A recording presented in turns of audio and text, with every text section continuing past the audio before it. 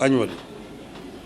But 4 million of those passengers use temporary tented structures. Again, in the last financial year, JKIA handled 8.5 million passengers, meaning it has already optimized its passenger capacity.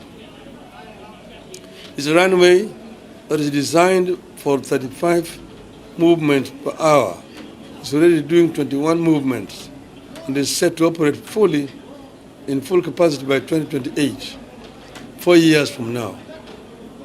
Time is definitely running out for the overhaul, modernization, and expansion of the JKIA. I'm also aware that Kenya has, for possible a longer period, been in great need of infrastructure to receive and distribute electricity being generated from new local investments in green energy and also from new investments in power stations in neighboring countries. I knew this when I was even Minister for Energy. The country has $500 billion financing gap for the 20-year transmission master plan that is estimated at $5.3 billion. In the meantime,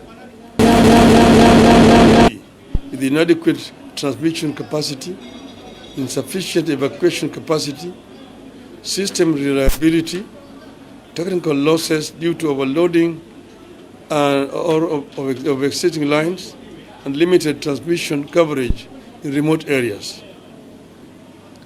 Having agreed that PPP is the way to go in light of the financial challenges we are currently undergoing, I wish to make the following observations. 1. The country needs to protect the framework for PPPs and in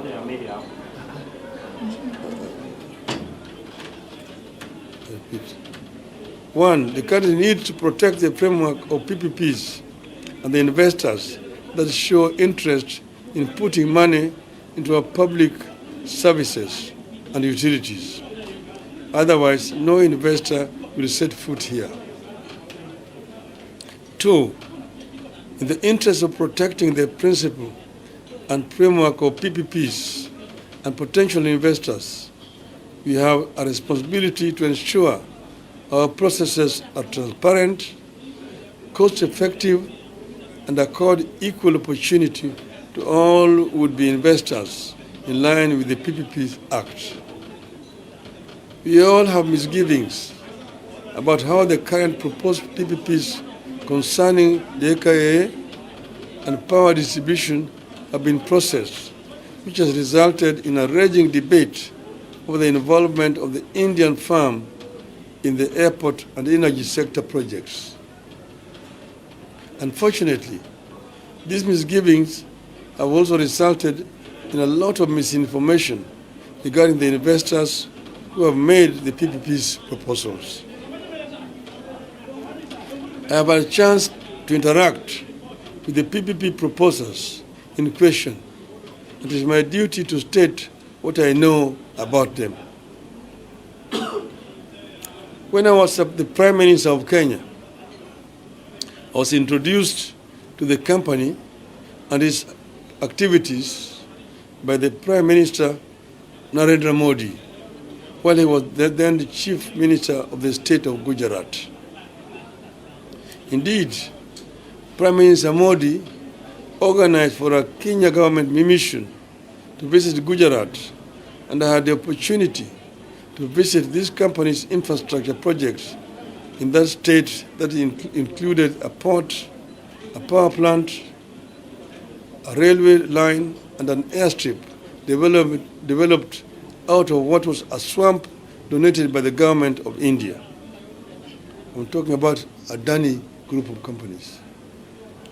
I also visited the city of Mumbai to see the electricity projects set up by the company, where it serves over 13 million consumer meters in metropolitan Mumbai and the industrial hub of Mundra Special Economic Zone. Adani Energy Solution Limited has a cumulative transmission network of 21,783 circuit kilometers of power transmission lines and 61,687 megavolts ampere transmission capacity. The company owns more than energy infrastructure than Kenya, Uganda, and Tanzania combined. In the same city of Mumbai, I visited the international airport that had been overhauled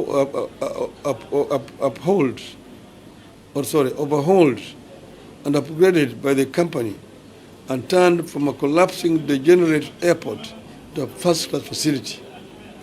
Those who have been to Bombay Airport will confirm what I'm saying here. After the Kenya government delegation came back, the company expressed interest in investing in Kenya. The first expression of interest was far back as 2010. The government was, however, unable to pursue the matter because Kenya did not have a legal framework for engaging in PPP models of financing of public infrastructure. We looked toward India to understand how it was carrying out its projects. Indeed, the PPP law we have today is a variation of the PPP laws of the Gujarat state that Prime Minister gave us in hard copy. Unfortunately, we adulterated what we borrowed from India and then ended up with a law that is not fulfilling the needs of the country or the expectations of the people. The law is also not facilitative to interested investors, especially knowing that all our neighbors are in competition with us to attract foreign partners in public infrastructure.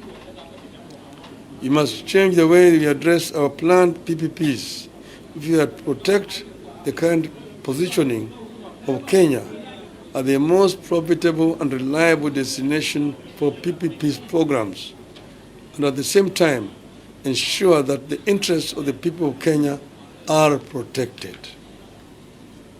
To secure and safeguard our national interests in PPP models of development, we must A, choose the appropriate PPP model that works best for the people of Kenya. PPP models do not have to fall into templates, and we should design our models to cater for the specific realities about our projects, our contributions, and our expectations. B, ensure our models provide for the distribution of the PPP burden fairly between the people of Kenya and the investors. Kenyans cannot be made to bear all risks in the PPP projects. Kenyans can guarantee break-even returns, but never commercial profit. C, we must establish irreducible minimum terms in our PPEs, including the recognition of the jurisdiction of Kenyan courts, recognition of the application of the laws of Kenya, recognition of the terms and conditions of labor in Kenya, recognition of environmental protection.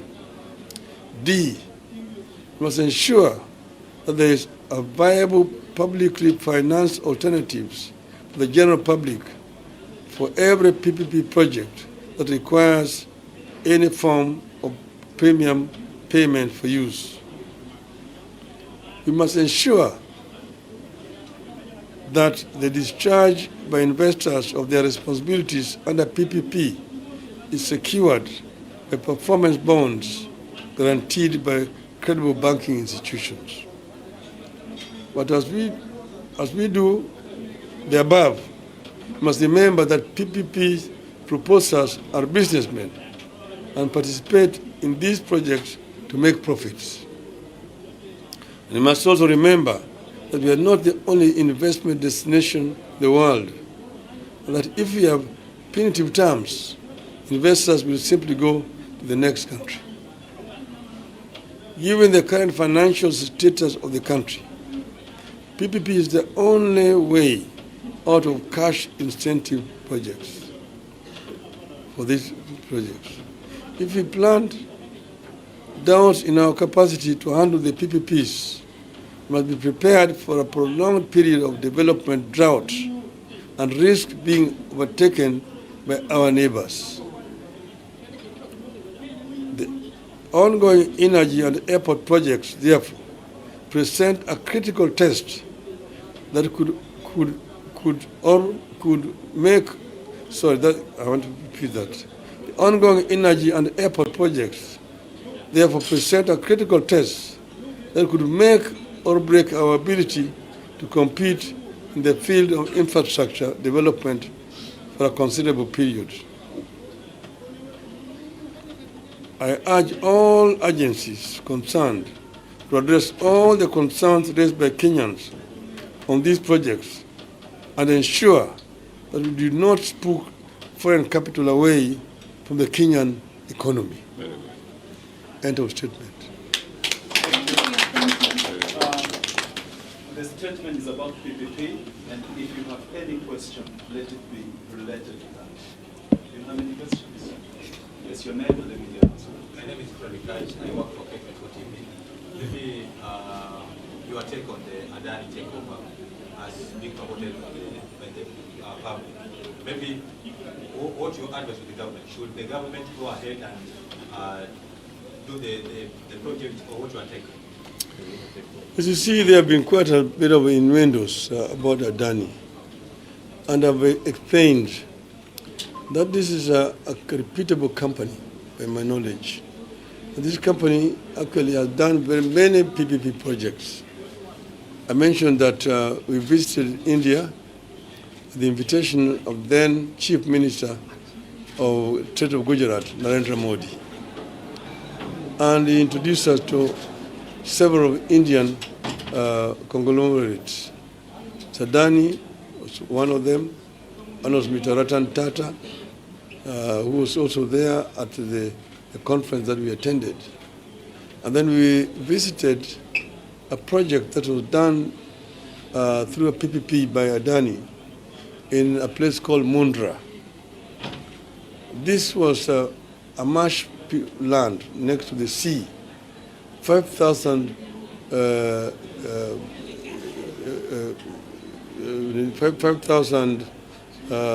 hectares of land, which was granted to the Adanis by the government of Mr. Modi.